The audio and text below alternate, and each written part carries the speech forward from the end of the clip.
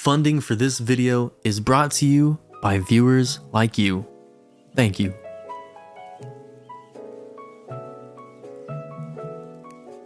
With over 1,000 monsters to choose from in D&D, it can be hard to know which ones to use, and even harder to know how to play them. What weapons do they favor? What tactics would they use? How do they interact with other types of monsters? These are all questions that can come up to DMs that are looking to make their combats more enticing for their players. It's certainly one that I struggled with. That's why I'm back today with another monster breakdown for D&D. Hello again everyone, I'm Bill from AltRoll, and today I'm going to dive into a brief history of a D&D creature, how that history was adapted into 5th edition, and how this lore can help game masters make their combat encounters better. So, whether you're here for the cool lore breakdown or for the combat tactics, I'm hoping to give you a lot more to chew on when it comes to the monsters we face in D&D. For episode 27, let's look at the epitome of monstrosities, the Manticore. The Manticore is a creature with the head of a human, the body of a lion, and the tail of a scorpion. Originating from Persian mythology, the Manticore can be traced back to Theseus, Greek physician for the Achaemenid dynasty. In his lost book titled Indica, he took the testimony of Persian informants who had traveled to India. These writings survived in fragments due to copies from later writers, and spoke of a beast with a blue-eyed human face. It was the size of a large lion, with 3 rows of teeth that allowed the Manticore to consume its prey whole. It had a scorpion-like tail, with barbs that could be fired up to 100 feet to transmit its deadly poison. Across classical and medieval literature, the legend of the Manticore continued to be transcribed, featured in many medieval bestiaries as well as in heraldry. Their status as legendary creatures made them a natural fit for fantasy games like Dungeons & Dragons and Magic the Gathering, where they have since thrived as a monster option. Before I dive into the history of the Manticore in D&D, I want to give a quick shout out to a resource that's been really helpful for me in building this series. The Dumpstat Adventures Deep Dive blog series has been a godsend for finding a lot of the more detailed histories of monsters from the older editions of the game. While they don't have an article on every monster, their monthly deep dives have been a great help for many videos in this series. I'll leave links to their blog and YouTube channel down in the description, so make sure to check them out if you're interested in learning more D&D history. Introduced in the OD&D White Box set in 1974, the Manticore of 1st and 2nd edition was described as a true monster, with the torso and legs of a lion, bat-like wings, a tail tipped with 24 iron spikes, a human male head, and an appetite for human flesh. Standing at 1.8 meters tall and measuring 14.5 meters long, the Manticore was a large creature, with a wingspan of 7.6 meters. Found in any climate, Manticores generally preferred warmer lands, though that may have been due to their favorite food, humans, also preferring those climates. Their hunting grounds would cover 20 or more square miles, and generally include at least one human settlement. In these older editions, they could fling up to 6 of their 24 tail spikes at a time, able to drop a level 1 player character in a single turn. Should they run out, however, they would fly in close to slash with their claws or bite with their weirdly human face. Their preference for humans would often cause their hunting grounds to overlap with other man-eating predators, such as other manticores or dragons. Their danger as monsters made their pelts the mark of a powerful warrior, and their hides could sell for up to 10,000 gold pieces. Unlike the various animals that make up their anatomy, manticores were stated to mate for life. The male hunts for the female while pregnant, and after they're born, the cubs become adults in only 5 years. While the cubs and adults could be trained to assist evil humans, they were very dangerous pets to keep, and always had an 80% chance to revert to a wild state. The adults specifically would only work with a human if said human could keep them fed with a steady supply of meat, preferably while it's still breathing. Once done eating, the Manticore would collect their victims' valuables and gather those curiosities in their lair. Across subsequent editions and supplements of the game, various aspects of their lore began to take shape. In 1976's Supplement 3, Eldritch Wizardry, it was established that the Manticore had their own language, which Druid players could even learn. Their language was later changed to be common in 3rd edition's Monster Manual in 2000, where they also swapped out the Manticore's bat wings for more draconic wings. By the time of 4th edition's Monster Manual release in 2008, their lore had taken some pivots away from their initial design. Now classed as chaotic evil, Manticores were more willing to be mounts and regain their tail spikes almost every other round of combat.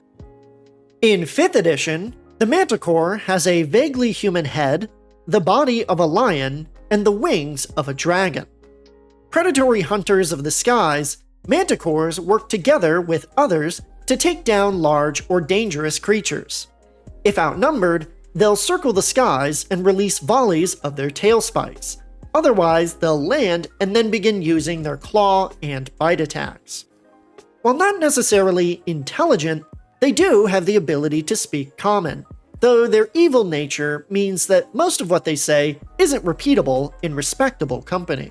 They can't really be pleaded with as well, but if a potential victim has something that they can give the Manticore instead, such as a better source of food or the location of a nearby village, they may be willing to let their prey go. Otherwise, the Manticores share their meal once the kill is made. Despite their evil nature, Manticores can be bought with food, and often end up in the monstrous rosters of major villains. Whether serving a giant or Lamia to guard their treasure hoard, or circling above an army of orcs, Manticores don't really care as long as they get their meal. One thing that was not explicitly noted was their willingness to act as mounts, so we can presume that they generally aren't used as exotic mount options.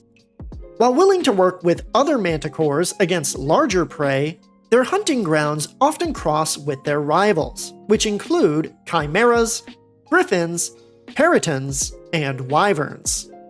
Packs of Manticores may attempt to fight off these other monsters with their numerical advantage, but every Manticore turns tail at the sight of a dragon. Now that we've examined their lore, let's pivot over to the Manticore's stat block. The Manticore is a large monstrosity, measuring as big as a lion or griffin. Mechanically, they take up 10 feet on a battle map, and being a monstrosity, they're generally viewed as monsters, with no specific category or race to speak of. Unlike the hippogriff and griffin, the Manticore does have an alignment, lawful evil. They're not the smartest creatures, but they are inherently evil. While they can speak, they mostly use that ability to taunt their prey, but may spare a creature or negotiate with it if the Manticore can get something out of it for themselves. Their stats make them a little tankier than griffins, but not as fast when flying, with an armor class of 14, 8d10 plus 24 hit points for an average of 68, a movement speed of 30 feet, and a flying speed of 50 feet. In terms of their stats, they have high strength, dexterity, constitution, and wisdom, with all their physical stats being basically tied, and low intelligence and charisma. Their intelligence of 7 means that they are capable of rational thought, though they can still be tricked by relatively witty individuals. As a CR3 monster, they don't get any skill bonuses, only having a +2 proficiency bonus and dark vision out to 60 feet.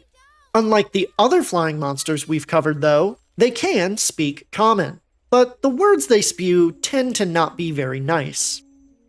The Manticore's special ability is their tail spike regrowth, which allows them to regrow their 24 tail spikes when finishing a long rest. While we'll examine their tail spike attack in the Actions section, it is cool that their stat block gives us a restricted amount of ammo for one of their attacks, causing repeat encounters with the same monster to actually have some consequences later. Speaking of combat actions, the Manticore makes 3 attacks per turn, either 1 bite and 2 claw attacks, or 3 tail spike attacks. The bite and claw attacks are melee attacks with a +5 to hit, dealing 1d8 plus 3 piercing damage with the bite, and 1d6 plus 3 slashing damage with the claw. Their tail spike is a ranged attack, however, with a +5 to hit, a range of 100 feet normally and 200 feet at disadvantage, and deals 1d8 plus 3 piercing damage on a hit. Lastly, we have their environment tags. Manticores are generally found in the Arctic, coastal, grassland, hill, and mountain biomes. Now that we've gone through and sorted out their stat block, let's examine how the Manticore behaves in combat. To do this, we're going to take their lore and stat block and combine that with presumptions about monster behavior from Keith Amon's The Monsters Know What They're Doing. The first of Amon's assumptions is that most creatures want to survive, and if seriously wounded, will try to flee combat, though there can be exceptions. If we assume seriously wounded to be 1/3 of the creature's health, that threshold for the Manticore would be rounded to 23. While more intelligent than a basic beast, Manticores are still motivated by food, and when a potential meal starts to hurt, they're likely to move on to easier prey. So, if reduced to 23 hit points or fewer, a Manticore is likely to flee combat, disengaging before flying away to find something easier to kill. Next up, we have their alignment. As lawful evil monstrosities, Manticores are likely to kill and eat creatures they come across, though they can speak with creatures to negotiate their survival. If negotiations break down, they'll resort to taunting their prey as they fight, hurling insults and offering to end them faster if they just give up. With alignment sorted, let's look at their mental ability scores in greater detail. Manticores have an intelligence score of 7. With regards to intelligence scores of 7 or less, Amon states that the creature operates off instinct alone, and can't really adjust their tactics on the fly. For Manticores, this just means that their fighting styles are pretty straightforward, flying close enough to unleash volleys of tail spikes. If tail spikes aren't working, or if they're out of them, they'll land and begin engaging in melee with their bite and claws. On top of that, Manticores also have a wisdom score of 12. With regards to wisdom scores of 12 or 13, Amon states that these creatures choose their targets carefully, and may refrain from combat if it seems unwinnable. Despite not being the most intelligent monster out there, the Manticore is still an efficient killer, using a mix of spikes, claws, and bite attacks to single out weak enemies first. When faced with a stronger foe, especially dragons, they'll choose to flee instead, flying and running while hurling insults behind them. With their mindset sorted, let's look at their physical stats that influence how they fight. Manticores have a +3 in strength, dexterity, and constitution, making them equally good at range or in melee. Their multi-attack is also split pretty well between ranged and melee, though their spike attacks have a better damage potential than their claws. Combining that with their good flying speed, higher armor class, and beefy hit point pool, and Manticores are flexible fighters, excelling as flying skirmishers as well as melee brawlers. Like other flying creatures, they can also grapple an enemy, fly up with them, and then drop them to deal damage. But unless the drop can do more than 20 damage in one go, they'll probably prefer their regular attacks. Plus, it's kinda hard to eat something if it's all splattered across a canyon floor. The last major premise from Amon is that any creature gets their movement, action, bonus action, and reaction. Any creature that exists in D&D will have evolved in accordance with this rule, and will combine their movement, actions, bonus actions, and reactions to maximize their action economy. Even though the Manticore doesn't get any innate bonus actions or special features, we can still min-max their abilities to make them better in a fight. When they choose to fight, Manticores prefer to start combat in the air, using their 50 feet of flying speed to maneuver above their foes. If forced to the ground, their regular 30 feet of movement speed suffices to get around, though they may have to use their dash action to retreat, suffering an opportunity attack in the process. Once in combat, the Manticore will start by unleashing as many of its tail spikes from range as it can. Considering the normal range on those is 100 feet, they can stay pretty far back from their prey, making it difficult for adventurers to return fire unless they have bows or spells of their own. Considering the Manticore has 24 total spikes, and they can release 3 per turn with multi-attack, that leaves 8 rounds worth of tail spikes dealing 21 average damage. If they do run out, they can swoop down into melee range and use their bite and claws, or land on the ground and begin brawling with their targets. After using its attack action, the Manticore can afford to stay in melee, thanks to its above-average armor class and high hit point pool. But retreating back to the skies is always an option. On subsequent turns, Manticores will either continue unleashing tail spikes from the air, or end their turn in melee, hoping to kill their enemy before the enemy kills them. Due to their lower intelligence, the Manticore will keep this up until either their prey is defeated, or until the Manticore gets seriously wounded, at which point they will disengage and use their flying speed to fly away from combat. With their action economy explained, let's finish up this section by looking at how they work when fighting in a group. Unlike most other monsters, Manticores are pretty heavily implied to be used in groups, but that doesn't mean a level 3 party is ready to face a pack of 12 or anything. As a CR3 monster, Manticores may start appearing in pairs or groups as early as level 4, but even a level 10 party will find half a dozen Manticores a pretty sizable threat for them to overcome. Despite their intelligence still being rather low, it's high enough for them to adopt slightly different tactics. Their lore notes that if they don't have a numbers advantage, the Manticore prefers to stay aloft using their tail spikes. Only when they run out of spikes do they begin to land and attack in melee. So, with all of that laid out and applied to Manticores, what do we now know about how to use them in our encounters? First, Manticores are flying monstrosities that hunt other monsters as much as they hunt humanoids. Moving in packs, they come down from their lairs to seize upon any meal that would satisfy them. Second, hunting in warmer climates, a Manticore pride can range from a single Manticore fending for itself up to a group of 12 hunting for griffins or wyverns. This number can be flexibly adjusted by the DM based on the level and number of characters in the party, though I would not recommend sending multiple Manticores after any party below level 5. Third, in combat, Manticores will open with a volley of tail spikes, flying within 100 feet of their target to do so. If outnumbered, they'll do this until they run out of tail spikes, but if they have a numbers advantage, they'll begin to land after 2 to 3 rounds to engage in a melee brawl. Fourth, if reduced to 23 hit points or fewer, a Manticore will disengage from combat and begin flying away. If a dragon has been spotted in the area, or if a clever bard is able to lie about one, a Manticore may choose to flee faster, allowing smart characters to use their fear against them. Fifth, if Manticores win a combat encounter, they'll generally kill and eat their prey, sharing the meal with any other Manticores who helped.